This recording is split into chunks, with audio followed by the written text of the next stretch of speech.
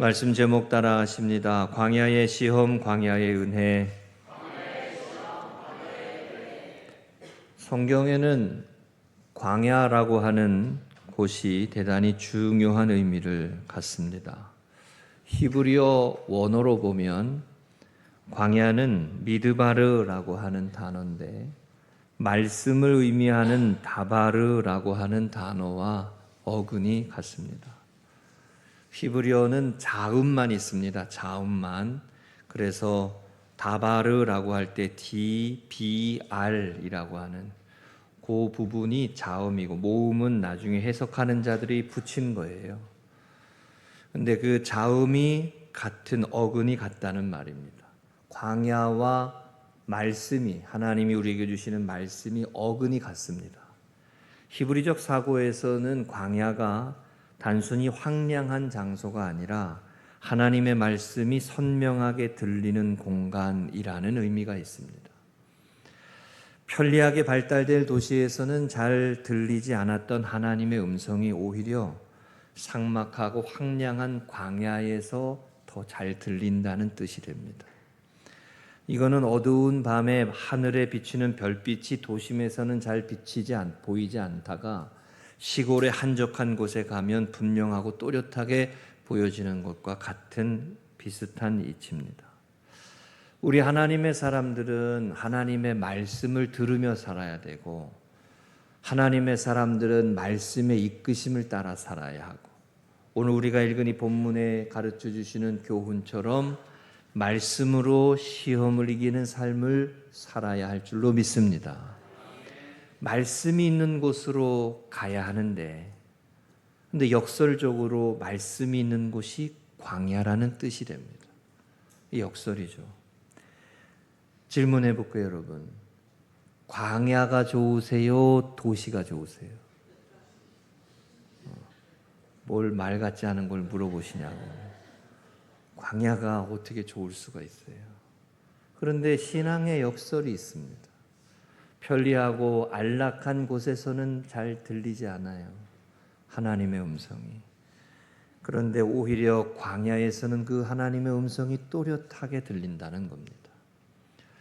우리가 잘 아는 창세기 12장 1절에 하나님께서 아브라함을 부르셔서 고향 친척 아비집을 떠나 내가 내게 보여줄 땅으로 가라. 말씀을 따라 하나님의 말씀을 따라 가라라고 할 때 집을 떠나 말씀을 따라간다라고 할 때 이거는 어떤 의미로 보면 광야로 내모는 것과 같습니다.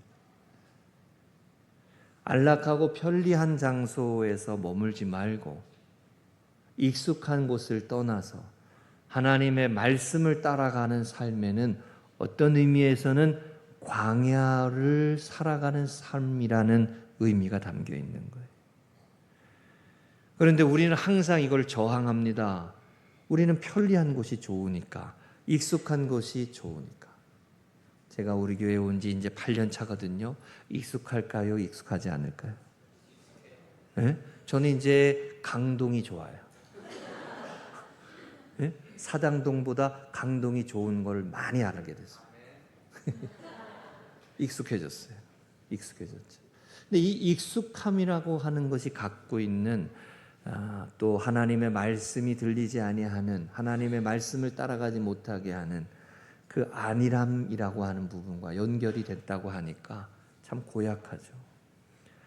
우리는 하나님의 말씀이 있는 곳으로 가야 영적으로 새로워지고 거듭난 그리스도인의 삶을 살고 생기 있는 삶을 살아가게 됩니다. 그러므로 여러분 때때로 인생살이를 걸어가면서 혹여 광야를 만나시거든 내 삶이 지금 광야구나. 광야를 만나시거든 너무 낙심하지 마시고 하나님의 음성을 들으려고 힘쓰시고 인도하심을 따라갈 수 있도록 믿음을 가지시기를 부탁을 드립니다. 우리 찬양, 우리 소리가 우리 별이가 위에 찬양할 거지만 광야를 지나며라고 하는 찬양의 가사에 보면 왜 나를 깊은 어둠 속에 홀로 두시는지 어두운 밤은 왜 그리 깊었는지 나를 고독하게 나를 낮아지게 세상 어디에도 기댈 곳이 없게 하셨다. 광야에 서 있다. 흔히 우리 인생을 광야에 비유합니다. 메마르고 황량한 땅, 편리함을 누릴 수 없는 곳, 햇볕이 내려지는 곳에 그늘만 찾아도 감사할 수밖에 없고, 들짐승을 피해 몸을 안전하게 누울 수 있는 동굴만 찾아도 감사할 수밖에 없는 곳. 내가 가지고 있는 것, 내가 누리고 있는 것, 내 업적과 내 커리어와 내가 지나온 모든 경험들 아무 소용이 없고, 오히려 하루를 살아가는 그 하루하루의 삶에 감사할 수밖에 없는 것. 그것이 광야죠. 성경은 이 광야에서 느껴지는 인생을 배워야 한다고 우리에게 가르치시는 겁니다. 사람들이 만들어낸 위대한 업적이 사라지고 자신이 일생 동안 만들어낸 모든 것들이 거품처럼 사라지고 난 이후에 비로소 하나님, 제가 여기 있습니다. 이렇게 된다는 거예요. 떨기나무 불꽃 가운데 모세가 하나님을 만나듯이 성경이 가르쳐 주시는 중요한 메시지 중에 하나가 그 광야에서 진정한 내 모습이 보인다는 거예요. 광야에서 내가 가지고 있는 것, 소유하고 있는 것이 내가 아니고 내가 겪어왔던 모든 이력이 내가 아니라는 거고, 하나님 앞에 부끄러울 수밖에 없는 연약한 인생이구나 하는 것을 철저하게 깨닫는 것이 광야입니다.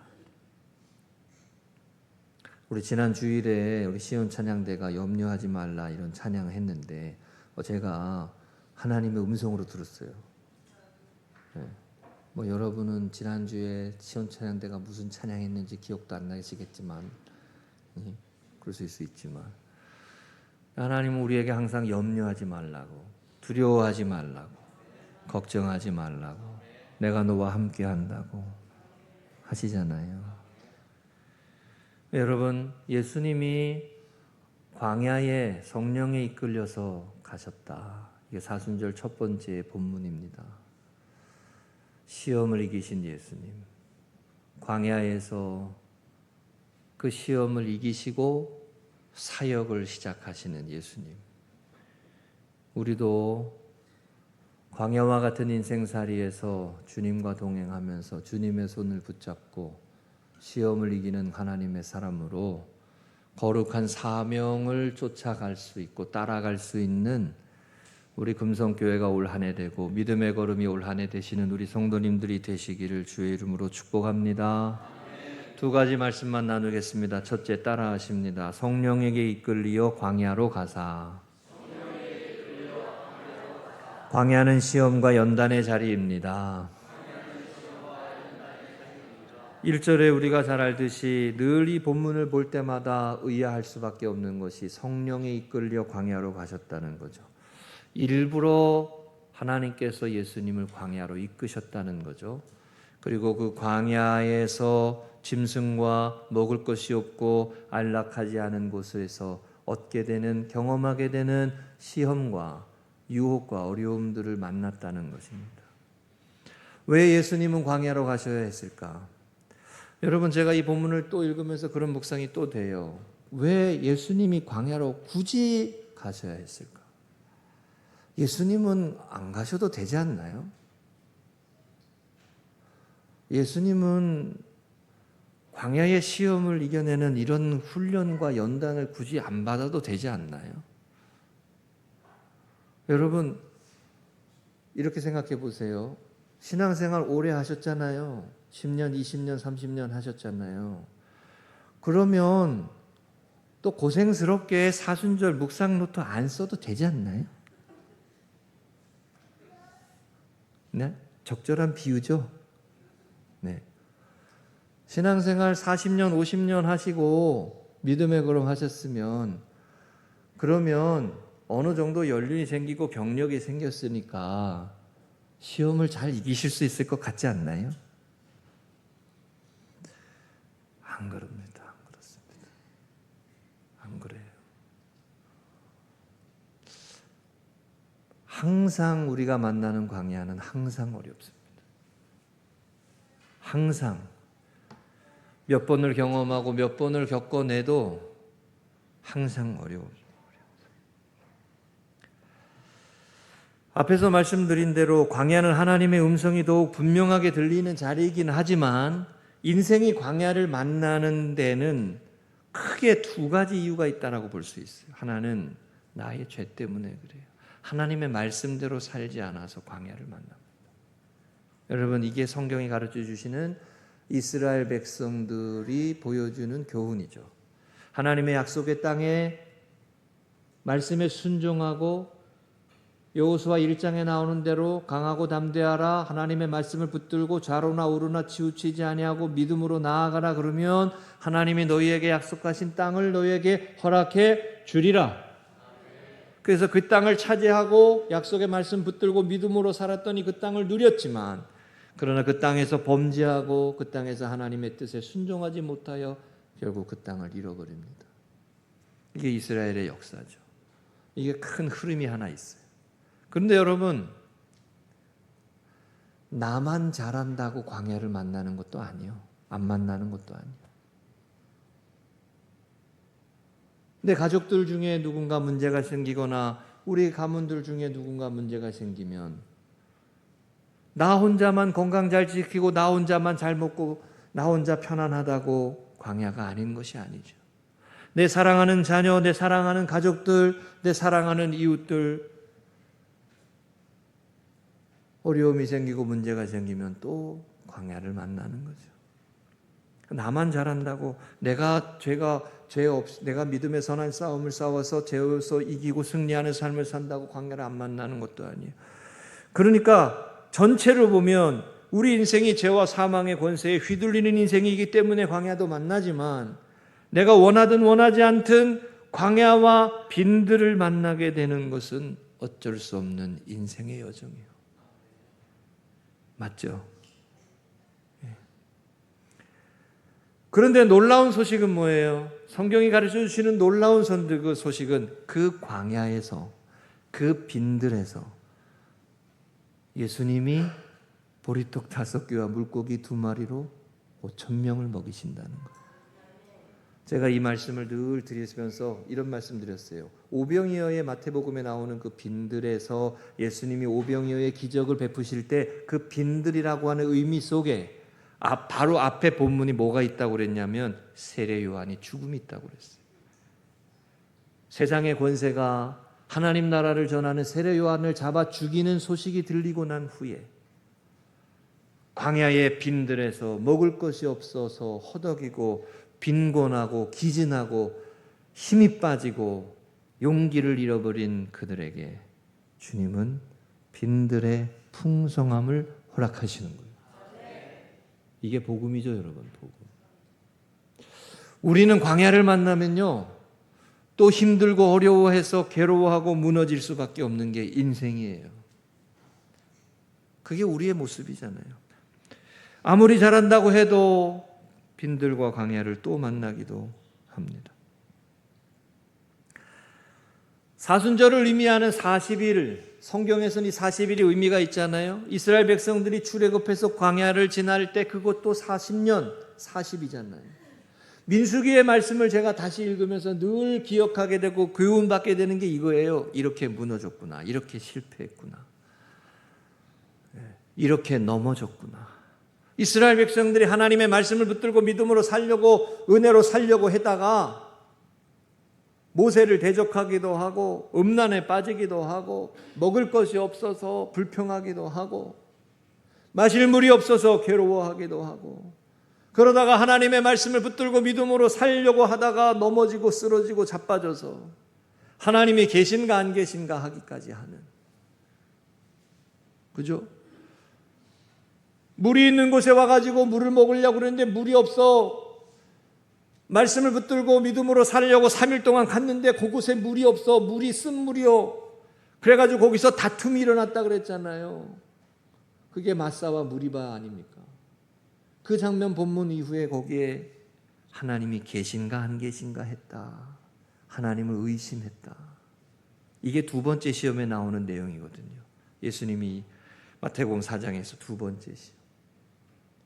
우리가 여러분 믿음으로 살려고 하다가 어려움을 만나고 문제를 만나고 상황이 어렵고 괴로워지고 그러니까 하나님 나를 사랑하시지 않는가 봐 라고 하는 생각을 하게 된다는 거죠.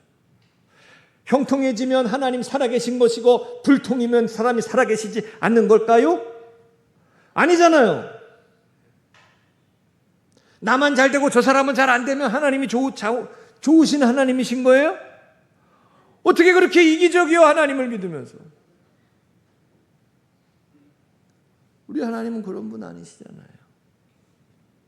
내 상황과 환경과 삶의 여건과 상관없이 신실하신 하나님, 좋으신 하나님, 선한 목자이신 하나님, 공의의 하나님, 그 하나님을 찬양하고 신뢰하고 믿음으로 살아가실 수 있기를 축복합니다. 이게 시험을 이기는 삶이에요. 첫 번째 시험은 뭐였어요? 사람이 떡으로만 사는 것이 아니오 하나님의 입으로 나오는 모든 말씀으로 사는 것이니라.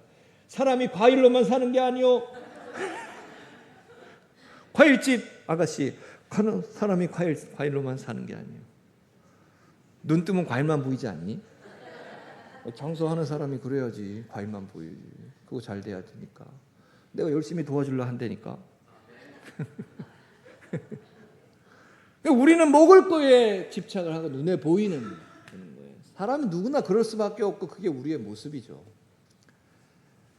그거에 채워지지 아니하면 곤고해지고 괴로워하고 넘어지고. 그런데 하나님의 말씀으로 살 것이니라. 먹을 걸로 인하여 시험 들고 낙심하고. 여러분, 이게 광야에 40년 지나는 이스라엘 백성의 모습이었잖아요. 이렇게 무너졌구나. 이렇게 시험에 들었구나. 이렇게 실패했구나. 그러면서 제가 민수기서 말씀을 제가 지난번에 몇 년 전부터 민수기 말씀을 주일 오후에 말씀 전했잖아요. 제가 그 말씀 전하면서 어떤 마음이었냐면 우리 교회는 이런 실패를 반복하면 안 된다. 우리 교회는 이런 실수를 반복하면 안 된다. 그런데 사람은 실수하는 게 인생이고 그 실수를 또 반복하는 게 인생이고 그러니까 다른 사람의 실수와 실패를 너무 뭐라 그럴 필요도 없어요. 그냥 측은하게 바라봐야 돼요. 일어날 수 있도록 기도해야 돼요. 성경은 고린도전서 10장 11절에 이렇게 말씀합니다. 이 이야기를 하시면서 그들에게 일어난 이런 일은 본보기가 되고 또한 말세를 만난 우리를 깨우치기 위하여 기록되었느니라. 그런즉 선줄로 생각하는 자는 넘어질까 조심하라. 아멘이시죠? 그러므로 여러분, 시험을 이기는 신앙생활은 훈련된 사람이 시험을 이기는 거예요. 연단되고 훈련되는 사람이 시험을 이길 수 있는 거예요. 주님의 손을 붙들고 연단되고 훈련받아야 되는 거예요. 그게 사순절입니다. 자, 질문요.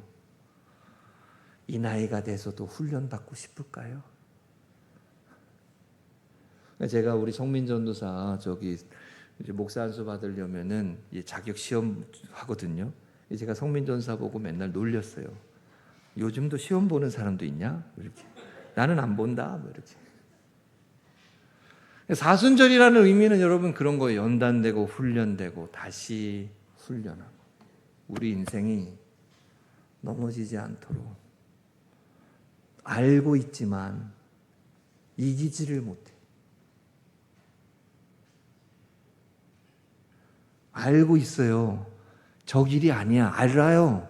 하나님의 뜻이 저거 아니구나. 알아요. 근데 몸은 반대로 가. 우리 그럴 때 많아요. 자, 한번 따라 하시죠. 훈련된 그리스도인이 세상을 이깁니다. 죄를 이깁니다. 아멘이세요? 그러므로 훈련받기를 너무 어려워하지 마시고 내가 훈련되고 연단되고 세워져야 하는 사람임을 다시 믿음으로 겸손히 고백하고 완벽할 수는 없지만 똑같은 일에 또 넘어지지 않도록 또 기도하고 똑같은 일을 반복하지 않도록. 로마서 5장 17절에 이 말씀이 있습니다. 한 사람의 범죄로 말미암아 사망이 그 한 사람을 통하여 왕노릇하였은즉 아담의 죄로 인하여 하나님의 뜻을 불순종하는 사람의 역사로 말미암아 사망이 왕노릇하게 됐다. 이게 육의 죽음이죠.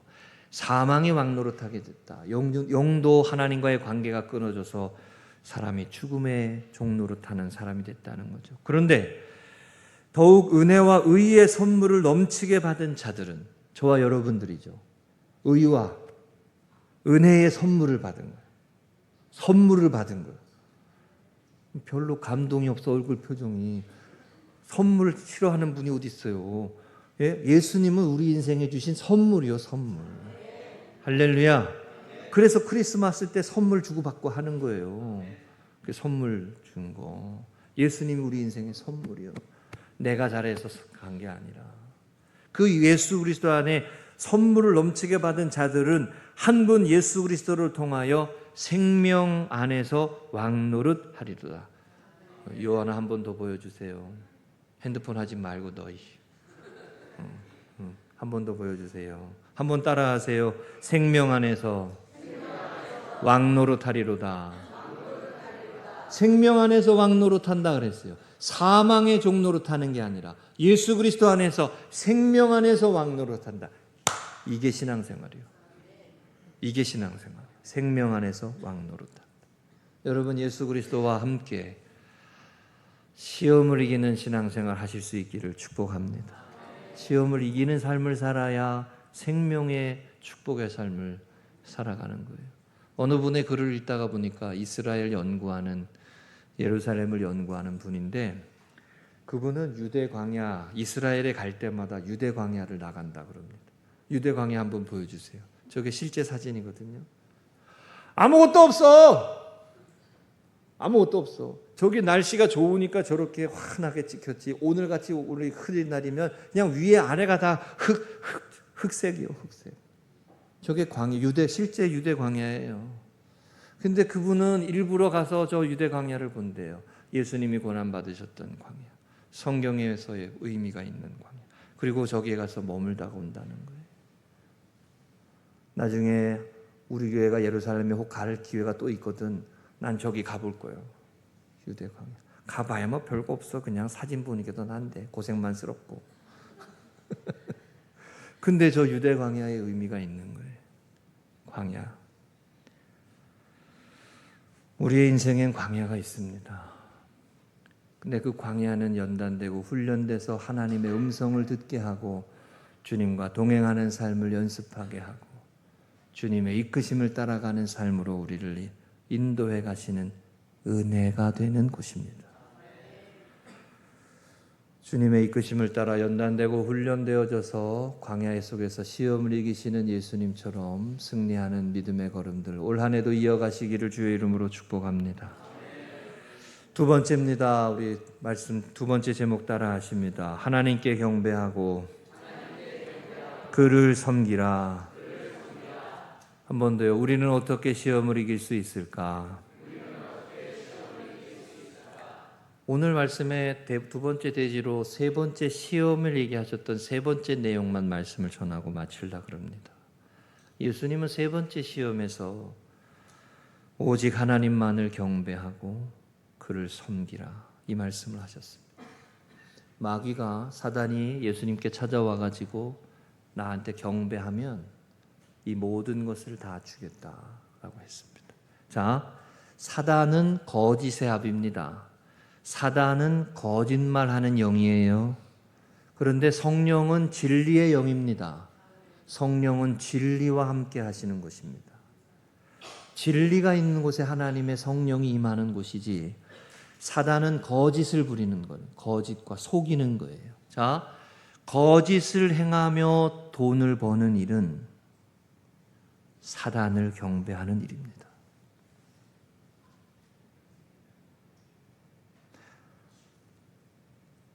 다시요. 거짓말하면서 돈을 버는 분들은 사단을 경배하는 일이에요. 제가 아멘 못하실 줄 알았어. 다시 할게요. 다시. 사단은 거짓의 영이라 그랬죠. 그죠? 사단은 거짓의 영이에요. 거짓말하고 남을 속이고 탐욕을 부리고. 여러분, 이게 저도 도전이 되는 말씀이에요. 성령의 역사는 진리의 영이고 진리와 함께 하시는 곳이고 진리의 영이 임하는 성령의 역사가 하나님이 주시는 축복의 삶이란 말입니다. 그런데 시험을 하는 사단이 찾아와 가지고 예수님의 귀에 속삭이는 거예요. 나한테 경배해라. 이 많은 걸 다 줄게. 속이며 살고 거짓하며 살고 불의를 행하며 살아가서 성공하는 인생을 사는 그것을 부러워하시지 말아야 돼요. 그것 쫓아가시면 안 돼요. 그건 성경에서 말하는 바벨입니다. 바벨탑을 쌓는 거예요. 무너질 성을 쌓는 겁니다. 우리가 때때로 불의한 세상에서 어쩔 수 없이 타협할 때도 있지만 진리의 영의 이끄심을 따라 거짓에 경배하지 않고 사단의 시험을 이기며 승리하는 삶을 살아갈 수 있도록 여러분 기도하시기를 주의 이름으로 축복합니다. 여러분 이게 쉽지 않은 일인 거 저도 알지만 제가 이 말씀을 준비하다가 이 마음이 들더라고요. 이 부분에서 예수님이 뭐라고 해결책을 놓으셨어요? 하나님만을 경배하라. 하나님만을 예배하라. 이게 예수님이 보여주신 해결책이에요. 하나님만을 예배해라. 다만 그를 섬기고 하나님만을 예배하라. 그러니까 거짓의 아비, 속이는 자, 탐욕의 영을 이기고 그 거짓된 견고한 진을 깨트리는 방법은 부활하셔서 승리하셔서 우리의 삶의 산 소망이 되시는 하나님, 주님을 예배하는 삶이고 찬양하며 사는 삶이고 높이며 사는 삶이고 영광을 돌리는 삶이라는 거예요. 할렐루야. 어떻게 사단의 권세를 이길 거예요? 어떻게 여리고성과 같이 견고한 진을 놓고 하나님의 자녀들을 유혹하고 넘어뜨리는 세상을 이기며 살아갈 수 있습니까? 말씀으로 시험을 이겼는데 그 말씀의 세 번째 내용이 뭐예요? 경배예요. 예배예요. 하나님을 높이는 삶이에요. 하나님께 영광을 돌리는 삶이에요. 이 길이 시험을 이기는 길이요. 이 길이 축복의 삶을 이어가는 길이고 이 길이 우리 자녀를 잘되게 하는 길이요. 거짓말로 돈 벌어서 헌금하지 마세요. 이게요, 간단한 일이 아닙니다. 간단한 일이 아니에요. 교회가요, 선교 140주년을 지나고 있는 한국 교회가 다 어느 정도 기득권이 됐지 않습니까? 사회 지도층이 됐어요, 우리 자녀들이. 그런데 엄청나게 비판을 받는 이유 중에 하나가 뭐냐면 진실하지 못하다는 거 아닙니까? 거짓과 타협한다는 거 아닙니까? 그죠? 그 부분이 있는 거 아니에요. 그러니까 다시 말씀드릴게요. 진리의 영은, 성령의 역사는 진리의 영이요, 사단의 역사는 거짓의 영이요, 거짓말하는 영이요, 속이는 영이요. 사단의 견고한 진을 깨트리는 길은 예배요, 예배. 하나님을 예배하는 삶이에요. 열왕기상 12장 28절 30절에 제가 여러 번 말씀드렸지만 여로보암이 남유다로 내려가는 순례객들을 막고 단과 베델에 금송아지 우상을 만들고 그리고 이것이 너희를 출애굽한 여호와 하나님이다 라고 말하면서 예배를 망가뜨리잖아요. 사실 그 앞 본문에 보면 여로보암을 하나님이 세우신 사람이었거든요. 솔로몬의 죄 때문에 하나님이 10지파를 쪼개서 여로보암에게 주었고 2지파를 쪼개서 르호보암 솔로몬의 아들에게 준 거거든요. 여로보암도 하나님이 세운 사람이었어요. 그런데 이 여로보암이 자신의 왕권을 지키기 위해 사울 왕의 길을 간 거예요. 그러면서 그가 이걸 쉽게 생각한 거예요. 하나님을 예배하러 내려가는 사람들이 예루살렘에 갔다 오고 그러면 자기를 배신할 것 같다. 그래서 예배 처소를 자기 임의대로 베델과 단에 만들어 놓고 금송아지를 만들어 놓고 제사장도 함부로 세우고. 요즘도 여러분 제사장 함부로 세우는 거 있어요, 없어요? 예? 뭐 1년 만에 목사가 만들어져. 나는 그럼 난 왜 갔어, 신학교에? 그렇잖아요? 너무 쉽게 그렇게 생각하면 안 돼요. 하나님의 사람이 세워진다는 게 그렇게 간단하게 세워지는 게 아니에요. 훈련하고 연단하고 말씀으로 세워져 가는 거지. 아멘이시죠? 그런데 자기 의미대로 그냥 제사장 세우고 시간 맞춰놓고 장소 맞춰놓고. 제가 여러분이 설교 드렸지 않습니까? 북이스라엘은 계속 추락하고 쿠데타가 계속 일어나고 10지파와 2지파, 10지파가 더 먼저 무너졌습니다. 하나님이 북이스라엘을 심판하신 거죠. 예배를 단순히 행사로 여기시면 안 돼요. 예배는 세상을 이기며 살아가는 하나님이 주시는 축복의 길이고 승리의 길입니다. 할렐루야. 어떻게 죄를 이기실 거예요? 어떻게 내 안의 욕망을 다스릴 거예요? 어떻게 내 안에 있는 이기심과 자기 중심적인 생각을 거슬려서. 여러분, 설교를 하는 목사들도, 말씀을 전하는 목사들도 자기 안에 욕망을 다스리는 선한 싸움을 싸워야 돼요. 인정받고 싶고 어디 가서 높임을 받고 싶고 뭐 감리사님 뭐야 이거 진짜 2년이면 끝이요. 이제 내년 이맘때면 끝나. 뭐 감리사에 목걸 뭐 거기다가 뭘 그게 뭘 오늘 지방에 해야 되니까 이렇게 얘기하면 안 돼. 이번 주간에 마태복음 말씀에 마태복음 13장 45절 46절에 이 말씀이 있었어요. 천국은 마치 좋은 진주를 구하는 장사와 같으니 극히 값진 진주 하나를 발견함에 가서 자기의 소유를 다 팔아 그 진주를 사느니라. 하나님 나라를 진주에 비유하신 거죠. 그런데 그 하나님 나라가 얼마나 귀하고 얼마나 가치가 있는 것인지 자기의 모든 소유를 다 팔아서 그걸 얻으려고 했다는 거예요. 하나님의 다스리심을 받는 삶, 하나님의 인도하심을 받는 삶, 하나님이 이끌어 가시는 삶, 하나님이 우리 가정의 주인 되시고 하나님이 우리 교회의 주인 되시고 하나님이 여러분의 인생을 이끌어 가시는 선한 목자가 되시고 그 삶이 세상의 어떤 것보다 귀하다는 걸 깨달았다는 거예요. 할렐루야. 그게 자기의 모든 소유를 다 팔아가지고 그걸 얻기 위해서 애쓰는 것처럼 진주 하나가 얼마나 귀한지 그렇게까지 여겼던 것처럼 하나님 나라가 귀하다는 거예요.